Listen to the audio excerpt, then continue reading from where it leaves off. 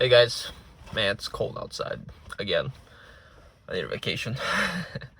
But anyways, kind of a bit of a more urgent message today, even though it's been going on for a while, to be honest, and it's really been urgent since like 2012.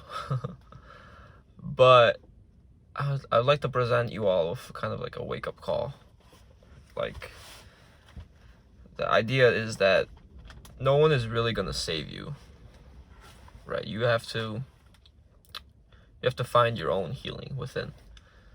But there's not gonna be some sort of external savior, aka the military, aka aliens, aka Christ himself, coming down to rescue you from your own limited or limiting beliefs, your own trauma, your own fears. These are things that you have to deal with personally. Not only are they not going to rescue you, although help is at hand, but you cannot help someone that doesn't want to be helped, right? So let's hypothetically say, which in my eyes is not very hypothetical whatsoever, because I think it's quite certain, that there's a galactic fleet of extraterrestrials / extra dimensionals outside our Earth's atmosphere currently, and or even beyond it in our solar system. But those guys are the primaries, the guys outside our Earth. And let's say they're just watching us, not like we're some sort of ants and they're like experimenting on us and they're running trials or anything, but they're watching us and hoping and waiting that, hey, maybe these guys are gonna get their act together and they're gonna, for one, ask for our help, because they can't come in and help us against our free will. They're not gonna just show up on the lawn and be like, yo, we're here, let's kick some ass, No, because then that would stop us from solving our own issues. It's kind of like, just to sidetrack a little bit, kind of like a mom or a parent that has two children and they're constantly bickering, and the children come to the parent each time to solve their own issues, and the parent does it, but the problem keeps occurring. So the parent intervening doesn't necessarily solve the issue, the underlying issue at hand. It just puts a band-aid on it until the next issue, and then they keep repeating the cycle. But if the parent just steps aside and is just like, no, you guys can deal with it, you guys are smart enough, and if you guys want to stop fighting, you will come to an agreement in between yourselves. And it's kind of like what's been going on, or that's pretty much what's been going on in our world today, where we got these people in power, and power in quotations, because really they have no power, in which they are in these positions that were put by us. We accepted that, right? We voted them in, also in quotations, but we let these systems get so corrupt, and in essence they're a reflection of our own psyche, our own consciousness. So it's kind of like, the victim and the narcissist. The narcissist keeps pounding away at the victim, and the victim's like, oh, this is normal, I'm just gonna take it. I'm never gonna face my fear of actually leaving this relationship, because that would mean I have to be alone and deal with my own shit, right? So we have to recognize that there is a collective dark night of the soul going on, and what some people are doing is spiritually bypassing it by choosing to look away, right? Which in certain situations that can work when you try it, when you're focusing on the positive, but also working with the negative by, in essence, maintaining hope that your actions will have an impact while still maintaining a high vibration. That's not spiritual bypassing, in my opinion. But spiritual bypassing, it can be oh, look at all that crazy stuff going on over there. Oh, it's not affecting me, so I'm just gonna do my own thing, and whatever happens, happens. It's not I'm gonna ascend and get out of here. Which I can say that I was guilty of that to a point as well. But my intention was that if I maintain my vibration high, if I meditate every day, if I awaken others that are on the brink of that awakening, that are just need a little push, need a little guidance, because you can't help those that don't want to be helped, I am making my own difference by shining a light in the world and anchoring in these light codes and these messages sent from our spirit guides. But to just not acknowledge the collective unconscious that's coming to the surface whatsoever, and to say that these things don't affect me or may not even exist, that is a form of bypassing. And then there are people that are obviously unconscious and don't care, which is also bypassing, or may completely deny it whatsoever.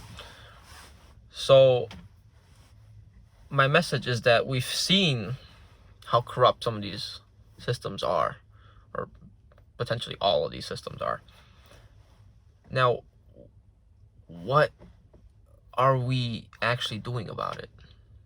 What is our intention?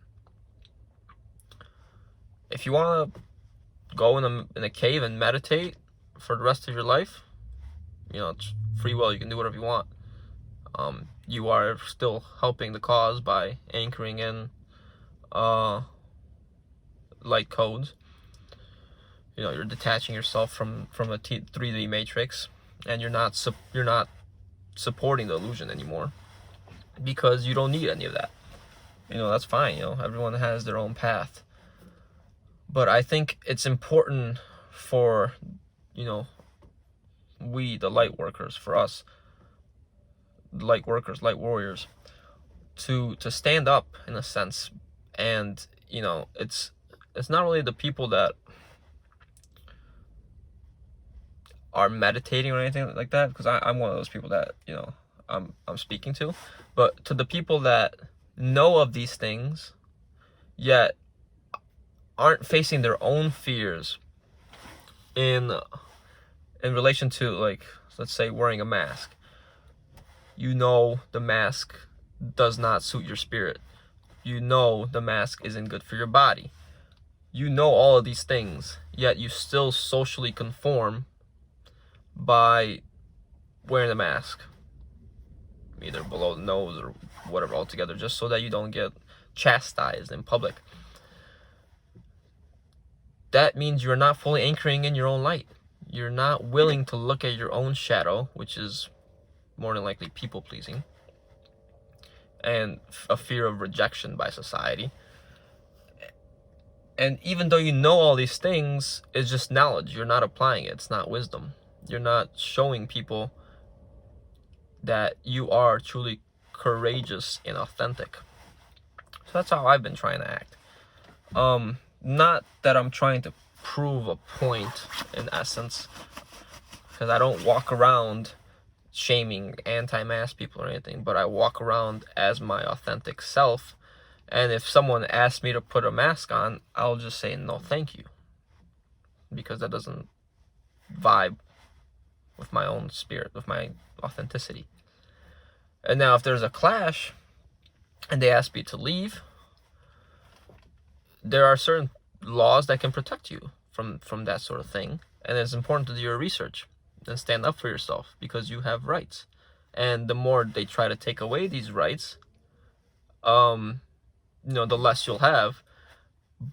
But when someone's actively trying to take your rights and you're actively conforming, that means you're giving your consent for them to take away those rights, because you are not speaking up.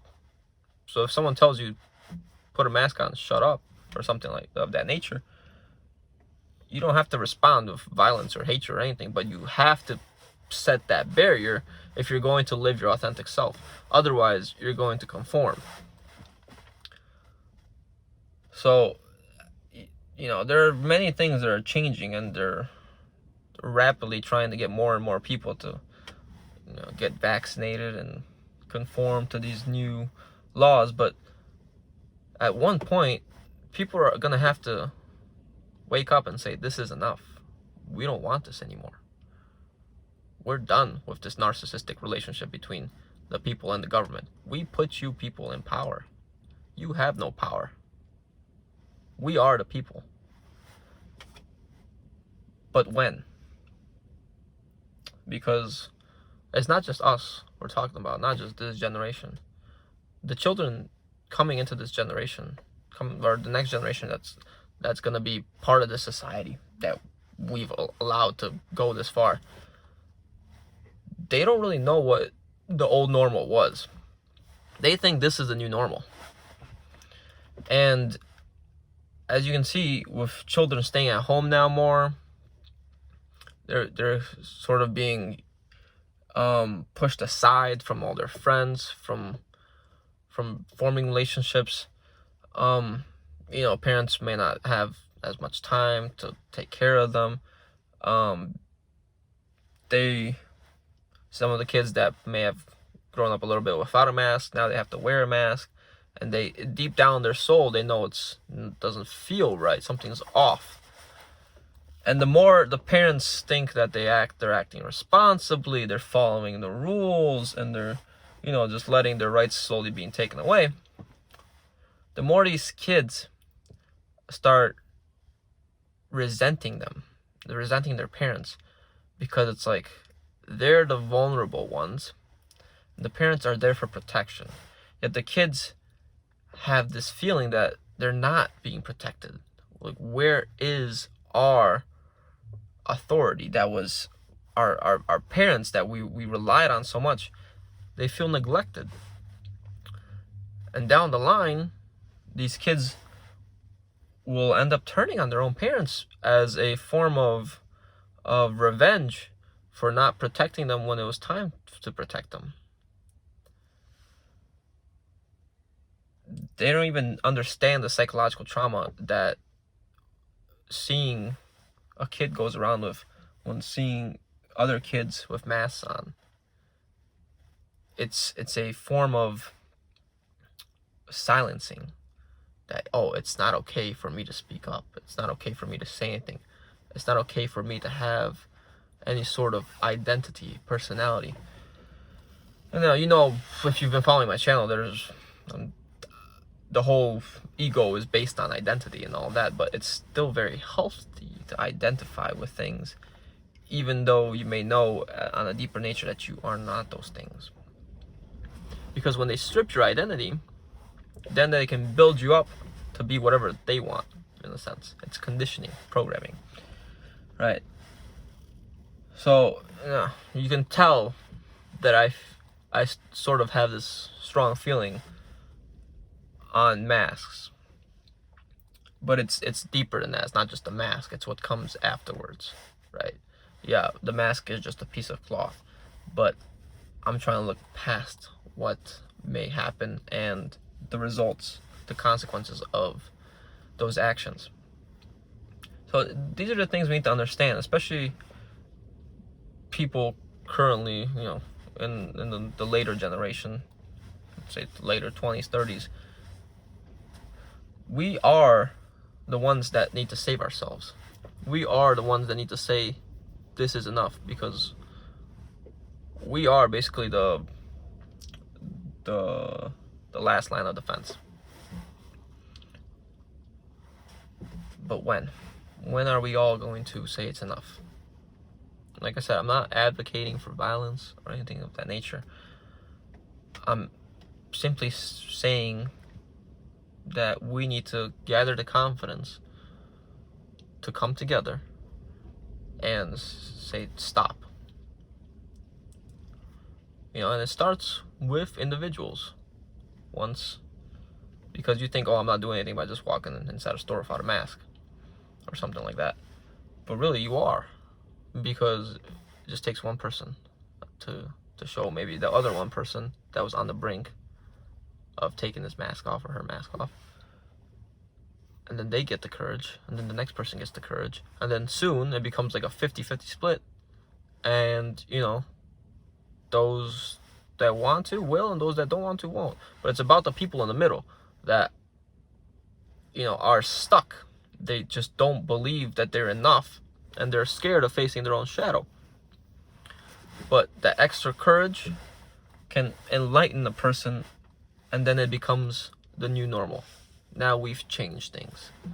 Now we've implanted an idea in the collective consciousness. And if you've seen that monkey experiment, the collective consciousness is powerful. Once one area starts doing something, everybody else follows. Right. And it doesn't necessarily have to pertain to the whole mass thing, but I'm just giving an example of how through one person you can end up impacting many others.